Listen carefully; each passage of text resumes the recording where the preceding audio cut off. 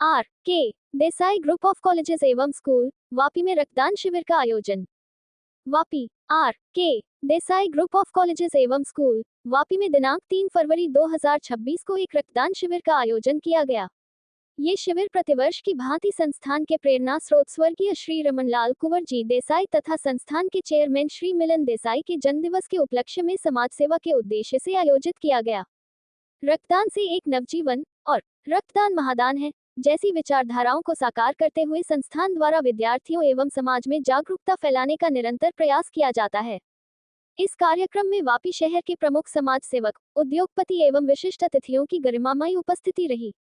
प्रमुख अतिथियों में श्री अमित भाई चावड़ा, विधायक एवं अध्यक्ष गुजरात कांग्रेस, श्री तुषार भाई चौधरी, पूर्व केंद्रीय मंत्री एवं विधानसभा में विपक्ष नेता श्री श्रीनिवास बी सचिव AICC एवं पूर्व अखिल भारतीय युवा कांग्रेस अध्यक्ष श्री होसन भाई मिर्जा, कांग्रेस नेता श्री किशन भाई पटेल, पूर्व सांसद तथा VI अध्यक्ष श्री सतीश भाई पटेल शामिल रहे। कार्यक्रम में पधारे सभी अतिथियों का स्वागत संस्थान के चेयरमैन श्री मिलन देसाई द्वारा शॉल एवं पुष्पगुच्छ भेंट कर किया गया।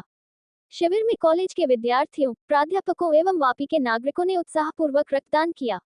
इस रक्तदान शिविर में कुल 52 बोतल रक्त संग्रहित किया गया। सभी रक्तदाताओं का चेयरमैन श्री मिलन देसाई द्वारा अभिनंदन किया गया। कार्यक्रम की सफलता में संस्थान के विभिन्न फैकल्टी के आचार्य, अध्यापक एवं विद्यार्थियों का महत्वपूर्ण योगदान रहा। इस अवसर पर चेयरमैन श्री मिलन देसाई एवं campus director doctor Mittal Shah ने सभी सहयोगियों को हार्दिक बधाई एवं धन्यवाद दिया।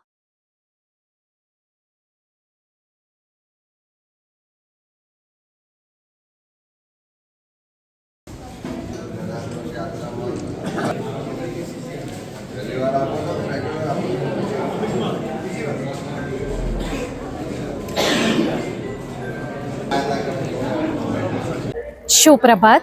RK Desai group of colleges અને સ્કૂલમાં આજે બ્લડ ડોનેશન કેમ્પનું આયોજન કરવામાં આવ્યું છે। આરકે દેસાઈ કોલેજની આ પરંપરા છે કે અમારા કોલેજના પ્રેરણાસ્ત્રોત સ્વ રમણલાલ કુંવરજી દેસાઈના જન્મદિવસ નિમિત્તે અને અમારા ઇન્સ્પિરેશન એવા શ્રી મિલન દેસાઈના જન્મદિવસના નિમિત્તે અમે દર વર્ષે આ બ્લડ ડોનેશન કેમ્પનું આયોજન કરીએ છીએ।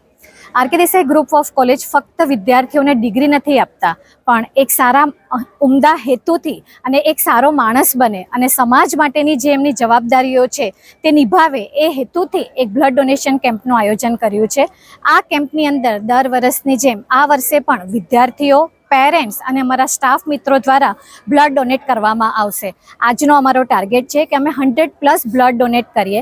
કહેવાય છે કે રક્તદાન એ મહાદાન છે અને આ મહાન દાન અમારા આરકે દેસાઈ ગ્રુપ અને આજે ઉમદા જે દિવસ છે તે નિમિત્તે આરકે દેસાઈ ગ્રુપ ઓફ કોલેજમાં રાખવામાં આવ્યો છે। જે રીતે દેશના વડાપ્રધાન વારંવાર વિદેશની મુલાકાતો કરે છે, જે રીતે ભાષણો કરે છે અને ટ્રમ્પ મારા મિત્ર છે એવી જે ગુણગાનો પોકારવામાં આવતી હતી, એની સામે ટ્રમ્પ જે રીતે ભારત દેશને ટ્રીટ કરે છે, વડાપ્રધાનને તો ભૂલી જાઓ, કદાચ એમની પોતાની કોઈ એવી એ નહીં હોય, પણ ભારત દેશને ટ્રીટ કરે છે। ક્યારેક ટેરિફ વધારી દે છે, ક્યારેક ઘટાડે છે।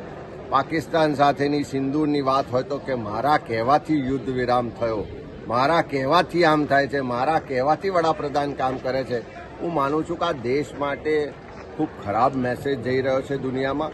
અને ખાસ કરીને તમે જોયું હશે કે જે રીતે દેશની પાર્લામેન્ટમાં નાણામંત્રીએ અને સરકારે બજેટ પેશ કર્યું, આખા દેશના શેર બજારો કડૂરભૂસ થઈને નીચે પડ્યા। આખા દેશના લોકોને ચિંતા હતી કે આ ભાષણોથી હવે દેશ કેવી રીતે ચાલશે। એ જ રીતે હવે માનો કે એક ટ્રમ્પ ટેરિફ ઘટાડે એની ચર્ચાઓ કરીએ, પણ ભારતની સંસ્કૃતિ, ભારતની તાકાત, ભારતના લોકોની જે શક્તિ છે, અહીંના લોકોના દ્વારા જે ઇકોનોમી છે એને કેવી રીતે મજબૂત બનાવાય, કેવી રીતે આપણે આત્મનિર્ભરની વાતો કરીએ છીએ તો ટ્રમ્પ પર નિર્ભર ના રહેવું પડે કે ટેરિફ વધારે ઘટાડે ને એનાથી દેશની ઇકોનોમી ઉપર નીચે થાય। ત્યારે હું માનું છું કે વડાપ્રધાને ખાલી ભાષણો કરવાને બદલે, ખાલી મિત્રતાના ફોટા પડાવવાને બદલે દેશની ઇકોનોમી મજબૂત થાય। જે ડોલર સામે રૂપિયો નબળો થઈ રહ્યો છે, રૂપિયો મજબૂત થાય, ઇન્ટરનેશનલ માર્કેટમાં ભારતની ઇકોનોમીની વાહવાહી થાય, તાકાત ઊભી થાય, એ દિશામાં કામ કરવા જોઈએ। ખાલી ટ્રમ્પ આધારિત આપણી ઇકોનોમીને આપણે જોવા જઈશું તો યોગ્ય નહીં થાય। જ્યાં આગળ ચાઇના ઉપર 30% ટેરિફ છે, ઇન્ડિયા પર 18%, એવું નથી લાગતું કે મોદીની મિત્રતા કામમાં આવી અને આજે એક રૂપિયો ચડ્યો છે. મિત્રતા એટલે કામમાં આવી હોત તો પહેલા ટેરિફ વધ્યો ના હોત. અને હજુ તો આ જુઓ, આ તો દુનિયામાં મારા એવા શબ્દો ના વપરાય, પણ અમેરિકન પ્રેસિડેન્ટના જે છેલ્લા થોડા સમયના નિર્ણયો છે, જેમના બયાનો છે, અને જે રીતે ભારત સાથે વર્તન કરી રહ્યા છે, વ્યવહાર કરી રહ્યા છે, એના આધારે જો એમના આધારિત આપણી ઇકોનોમી કે એના આધારિત દેશની વિદેશ નીતિ બનાવવા જઈશું તો આવનારા સમયમાં દેશને ખૂબ મોટું નુકસાન.